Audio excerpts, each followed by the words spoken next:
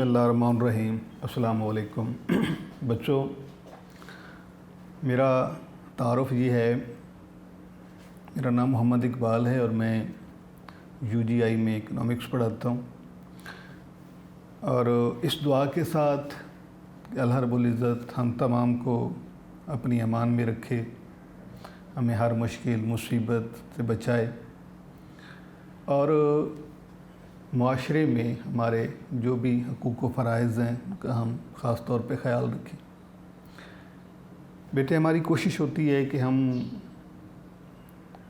बाप की हैसियत से आपको समझाना। तो आज एक चीज़ जो है आपको पढ़ाने से पहले बता दूं कि बेटे, वालिदैन का एहतराम, उनकी खिदमत ये अव्वलीन आपकी तरजीह, अव्वलीन फ़र्ज़ होना चाहिए।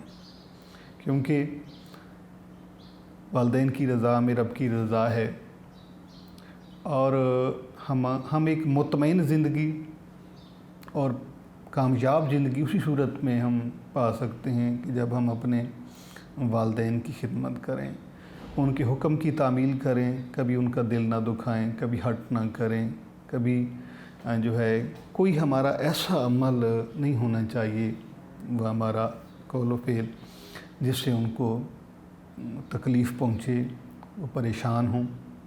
तो ये खालिक कायनात की बहुत बड़ी नेमत है।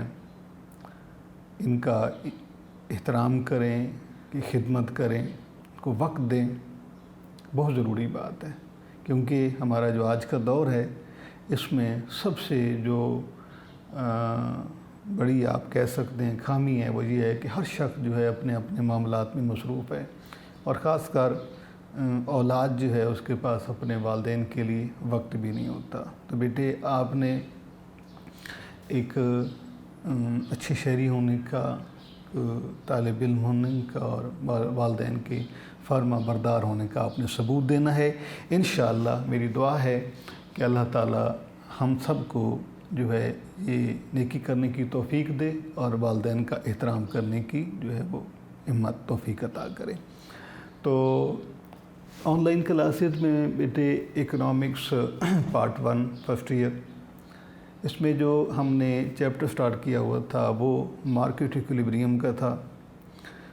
ये पहले आपको मैं चैप्टर का नाम लिख दूँ कि इसमें हमने जो है चैप्टर हमारा चल रहा था बेटे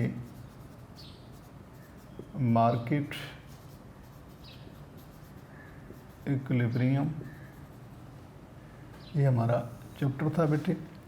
और इसमें जो है हमने आज जो टॉपिक पढ़ना है वो है ये वाला कि market equilibrium through table and diagram. ये आज हम इस पे बात करें। लास्ट लेक्चर में आपको बेटे मैंने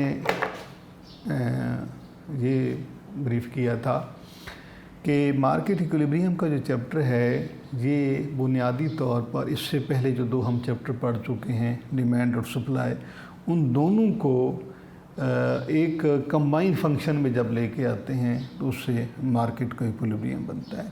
क्योंकि सप्लाई और डिमांड जो हैं ये मार्केट के बेसिक कंपोनेंट्स हैं।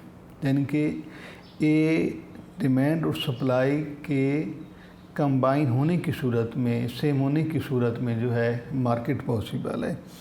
तो अगर इनमें से हमें किसी एक कंपोनेंट या किसी एक एलिमेंट को भी अगर इग्नोर कर दें तो मार्केट इज़ इनकम्प्लीट। तो ये सारी जो तफसीलात हैं ये इससे पहले बेटे मैंने आपको जो है वो बता दी हैं। आज हम टेबल के ज़रिए जो है मार्केट का इक्विलिब्रियम बनाएंगे। तो मार्केट इक्विलिब्रियम बनाने से पहले जो है आपको दो फंक्शन आपके ज़हन में होने चाहिए। QD is the function of P और दूसरा है बेटे QS is the function of P। अब इन दोनों को जो है हमने कंबाइन करके मार्केट का इक्विलिब्रियम बनाना है। तो ये फंक्शन हम इससे पहले जो है हम उनको इंडिविजुअली डिस्कस कर चुके हैं कि इंडिविजुअली जो है ये डिमांड फंक्शन जो है ये डिक्रीजिंग फंक्शन होता है, नेगेटिव होता है, और इसमें डिमांड कर्व नेगेटिव। और सप्लाई फंक्शन जो है ये QS is the function of P, ये इंक्रीजिंग फंक्शन होता है। प्राइस और क्वांटिटी ऑफ सप्लाई में डायरेक्ट प्रोपोर्शन, यानी ये इंक्रीजिंग फंक्शन है, और इसमें प्राइस के बढ़ने से सप्लाई बढ़ती है और प्राइस के कम होने पर सप्लाई कम हो जाती है। तो आज बेटे हम जो है सबसे पहले टेबल बनाएंगे, और टेबल में हमने ये साबित करना है कि इन दोनों फंक्शन का आपस में क्या रिलेशन बनता है। इसमें बेटे हम 3 कॉलम बनाएंगे और एक कॉलम में आप पहले यहाँ पे P लिखें, प्राइस, सप्लाई और डिमांड। तब अब उर्दू में जो हमारे स्टूडेंट, हमारे बच्चे जो उर्दू में इकोनॉमिक्स पढ़ते हैं, वो टेबल उर्दू की बेशक जो है वो तरतीब से बना सकते हैं, यानी कि पहले कॉलम में कीमत, उसके बाद जो 2 कॉलम होंगे, एक में मिक़दार तलब और दूसरे में मिक़दार रसद को ज़ाहिर किया जाएगा। तो अब हम ये जानते हैं कि ए प्राइस और सप्लाई को मिलाएंगे तो ये फंक्शन बनेगा, सप्लाई फंक्शन, और इस प्राइस और डिमांड को जब हम एक ही वक्त में पढ़ेंगे तो ये बनेगा डिमांड फंक्शन। और दोनों फंक्शन की नेचर के बारे में आपको पहले ब्रीफ किया जा चुका है कि दोनों की नेचर क्या है। तो इसमें बेटे आपने, जिस तरह से आपको मैंने पहले बताया था, कि आपने कोशिश ये करनी है कि जितना आसान इसका आप डेटा ले सकते हैं आपने लेना है, क्योंकि ये सारा आपका अज़ूम डाटा होता है, आप ख़ुद से फ़र्ज़ करते हैं, टेबल की वैल्यू आप ख़ुद से बनाते हैं। तो आपने ऐसी वैल्यू लेनी है कि जो आपको बाद में डायग्राम बनाने में और आपको प्लॉट करने में आपके लिए आसान हो जी। तो इसमें बेटे आप चाहे आप प्राइस जो है वो डिसेंडिंग ऑर्डर से ले लें, आपकी मर्ज़ी है, असेंडिंग ऑर्डर से ले लें, आपकी मर्ज़ी है, ठीक है। अगर आप मतलब ये लेते हैं जी प्राइस 5, 4, 3, 2, 1, इसका मतलब ये है कि प्राइस जो है वो डिक्रीज़ कर रही है, यानी कम हो रही है। अब हम ये जानते हैं कि प्राइस जब कम होगी तो जिस डायरेक्शन में प्राइस ने मूव करना है, सप्लाई में उसी डायरेक्शन में मूव करना है, ठीक है। क्योंकि अब प्राइस कम हो रही है तो सप्लाई भी कम होगी। और इसमें भी आपने जो प्राइस का डाटा लेना है, या आपने सप्लाई की वैल्यू लेनी है, या डिमांड की वैल्यू लेनी है, क्योंकि आपने अपनी मर्ज़ी से लेनी है, तो लिहाजा आपकी ये कोशिश होनी चाहिए। बार बार आपको बेटे एक ही बात समझा रहा हूँ कि आप जितना सिंपल डाटा लेंगे, जितनी सिंपल वैल्यू लेंगे, आपको प्लॉट करना आपके लिए उतना ही आसान हो जाएगा।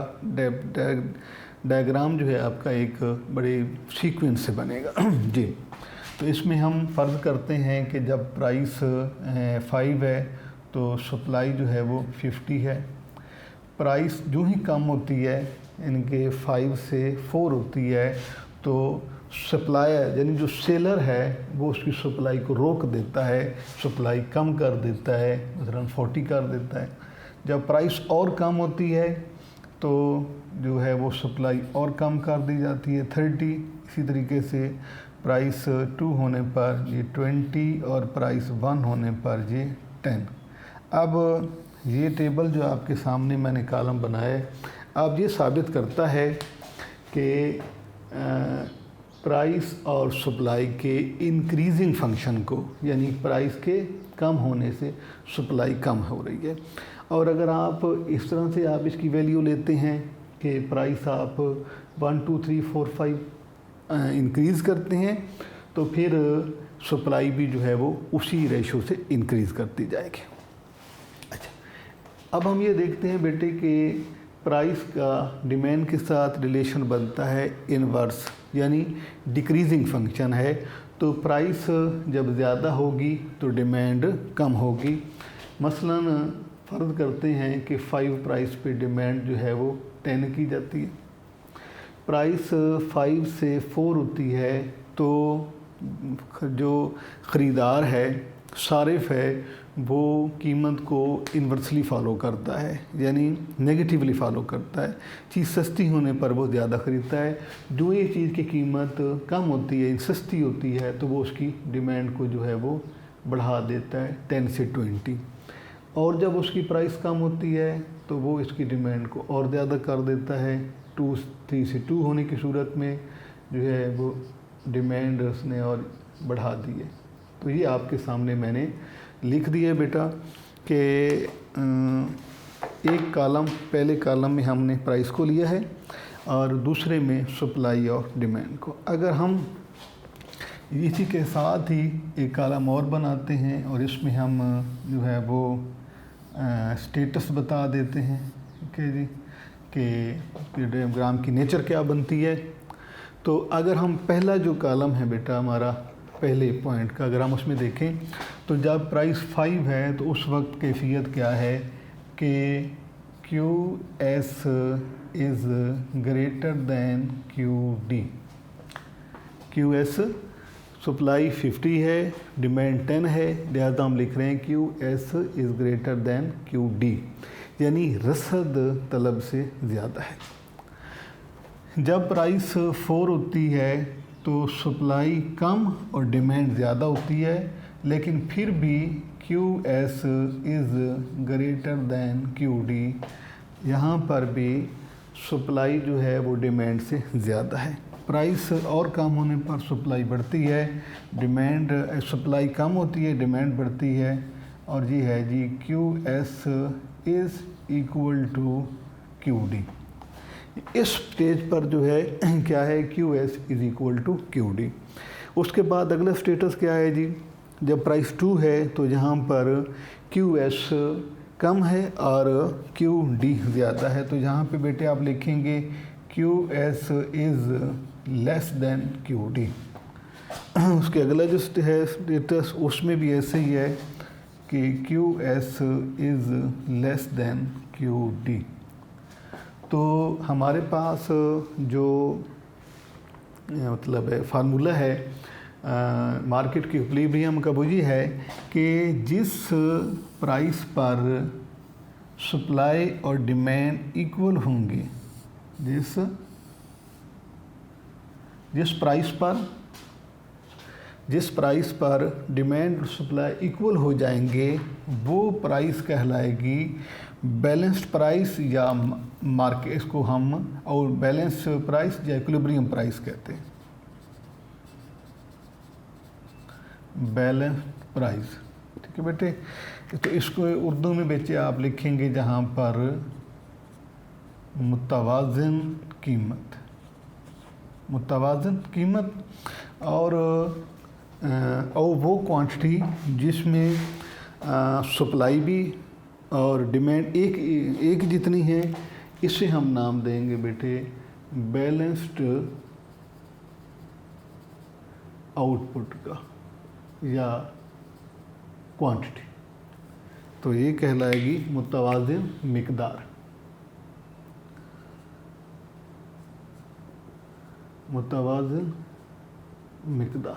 ठीक है जी। तो ये दो फंक्शन हमने लिए, प्राइस कम, प्राइस का सप्लाई के साथ पॉजिटिव, डिमांड के साथ नेगेटिव।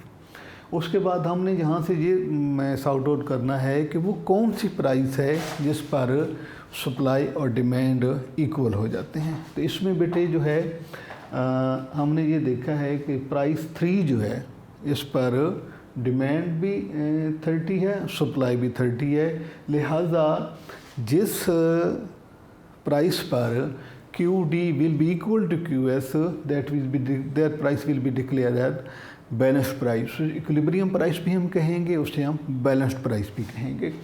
तो ये बेटे बैलेंस प्राइस आपकी हो गई है 3 यहाँ पर, और बैलेंस्ड आउटपुट यानी ये डिमांड और सप्लाई जो है ये 30, इसको हम बैलेंस्ड आउटपुट कहेंगे।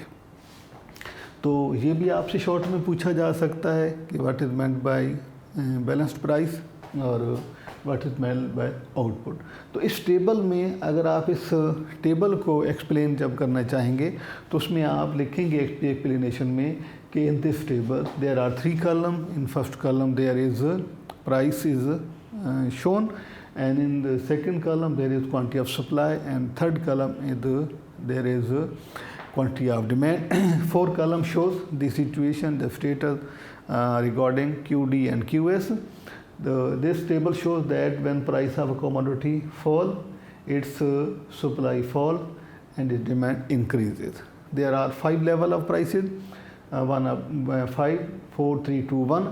At price level 5 there is QS is greater than QD, and at the price level 4 QS is greater than QD. At price level 3 QS is equal to QD, and after that at price level 2 QS is less than QD, and at level price level 1 there is also QS is less than QD। तो ये बेटे आप की table ने आपको ये जाहिर किया है कि प्राइस और डिमांड और प्राइस और सप्लाई का रिलेशन आपस में क्या बनता है। अब बेटे हम इसी जो मान जो बना इक्विलिब्रियम, अब इसे हम डायग्राम में शो करते हैं। 0 x एक्सिस y एक्सिस, यहाँ पे बेटे आपने प्राइस और यहाँ पे आपने लेनी है quantity of supply and quantity of demand.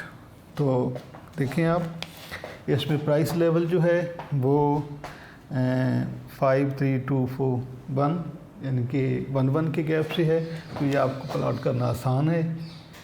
1, 2, 3, 4 and 5, ये हो गया आपका प्राइस लेवल। इसके बाद जो क्वांटिटी है यानी डिमांड और सप्लाई, अगर हम दोनों को देखते हैं तो मिनिमम 10 और मैक्सिमम 50। तो ये भी डाटा मैंने जो है वो इजी लिया था ताकि आपको प्लॉट करना आसान हो जाए।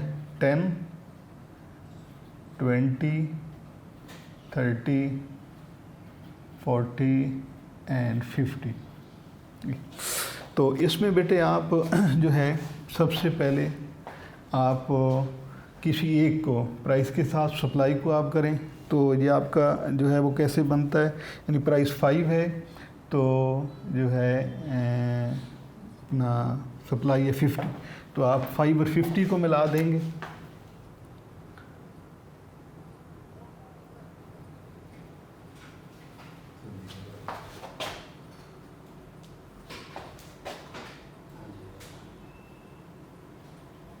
ये पॉइंट आपका बनेगा।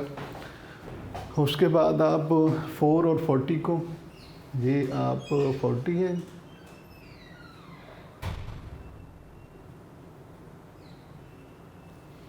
और 4,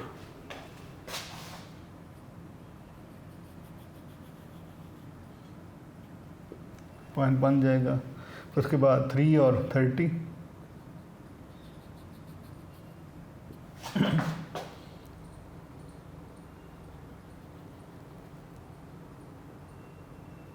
ये पॉइंट हो जाएगा जी। बाद बेटा 2 और 20,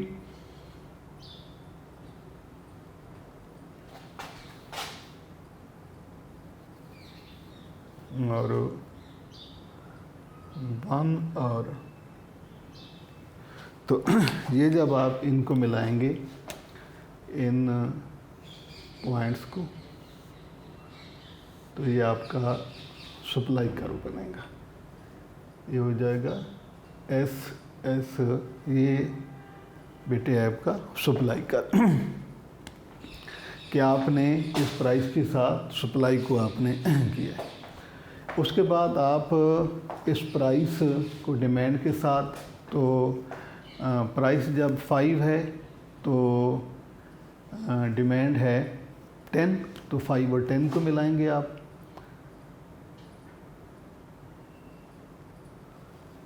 तो ये पॉइंट आ जाएगा बेटे। उसके बाद प्राइस 4 पे 20, यानी प्राइस 4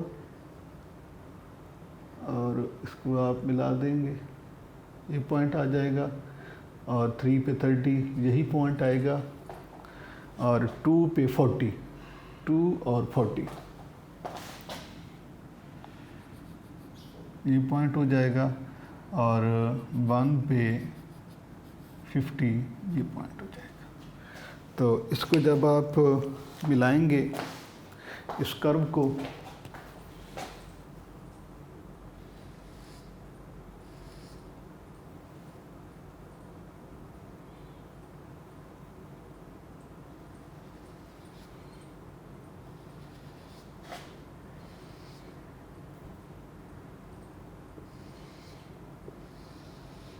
ये है बेटे आपका डिमांड कर्व, ठीक है। और इन दोनों ने जो है एक दूसरे को इस पॉइंट पर इंटरसेक्ट किया, इसे हम ई का नाम देते हैं इक्विलिब्रियम पॉइंट। और उसके बाद आप बैकसेस पे आते हैं, तो ये क्वांटिटी है, बैलेंस आउटपुट है, और ये बैलेंस्ड प्राइस है। तो ये डायग्राम के ज़रिए जो है हमने इसको शो किया है। अगर आप जब एक्सप्लेनेशन लिखेंगे तो उसके लिए आप जो है इसके पॉइंट, पहले इसको ए पॉइंट, बी, सी, डी, ई आप नाम दे दें, इसे आप नाम दें जी, एच, सी, आई, के, ताकि आपको एक्सप्लेन करने में जो है वो आसानी हो। ये बेटे हमने डायग्राम में शो किया है बैलेंस्ड आउटपुट को, बैलेंस्ड प्राइस को और मार्केट इक्विलिब्रियम को।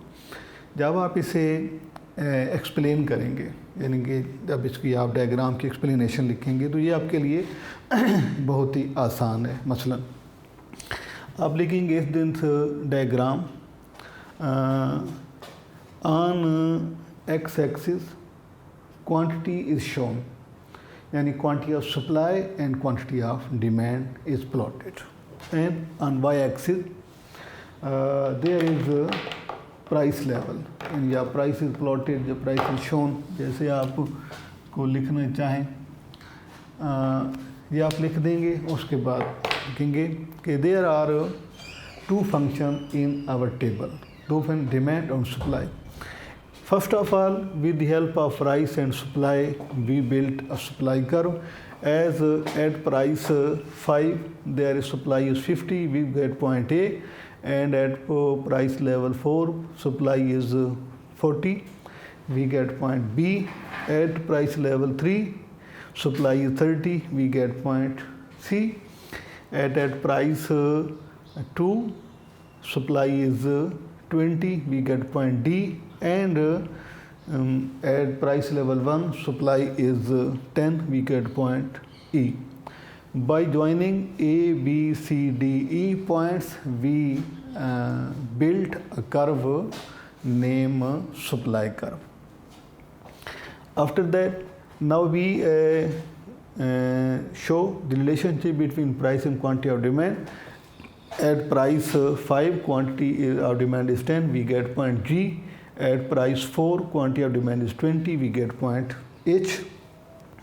At price 3, quantity of demand is 30, we get point C. At price 2, price is 40, demand is 40, we get point I.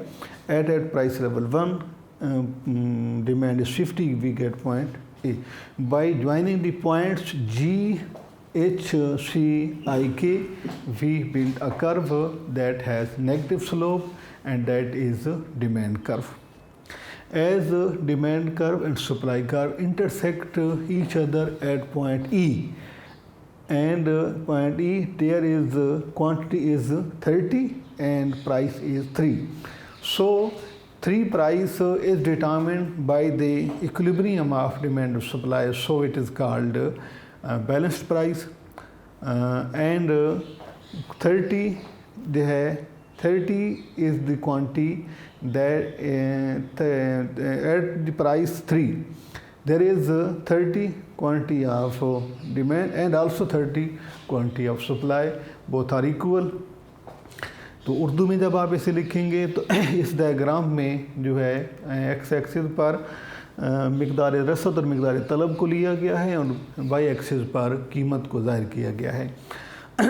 तो कीमत और मिकदार रसद की मदद से हमने ख़त रसद बनाया है और कीमत और मिकदार तलब की मदद से जो है ख़त तलब हमने बनाया है जिसकी स्लोप जो है वो नेगेटिव है। तो जहाँ पर मुस्बित ख़त रसद मनफी ख़त तलब को, मनफी झुकाव रखने वाले ख़त तलब को कतई कर रहा है तो इसे जो है इसको नुक्ता तवाज़ुन कहते हैं। यानी आप इसे ई जो है इसे आप इक्विलिब्रियम पॉइंट या इसे तवाज़नी नुक्ता या नुक्ता तवाज़ुन कहा जाता है और इसे तब मंडी का तवाज़नी नुक्ता भी कहा जाता है।